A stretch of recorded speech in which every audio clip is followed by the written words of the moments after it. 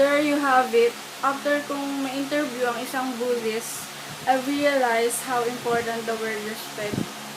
Sobrang importante nito, hindi lang sa religion ko, kundi sa lahat ng religions. Kasi, if ever, kung walang word na respect, baka magka-conflict or moreover, baka magkagulo pa.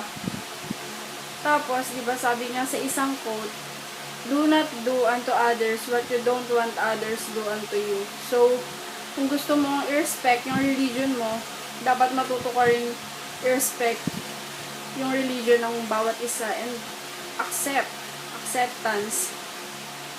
Also, I've realized na sobrang mali pala nung alam ng mga tao na kapag Buddhist ay si Buddha lang yung sinasamba nila, na parang puro ganun lang. Yung pala, madami rin silang parang mga rituals or ceremonies na ginagawa, na madami rin mga gods and goddesses na sinasamba sa temples. Yun, parang medyo may similarity sa religion ko na Christian, born again Christian. Though sa amin, si Christ lang talaga yung sinasamba namin. Meron lang kaming like si Yahweh Rofi, Yahweh Shalom, yung mga tawag sa mga God who heals, God who provide.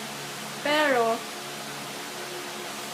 si God pa rin talaga yung nag-iisang sinasamba namin. And also, yung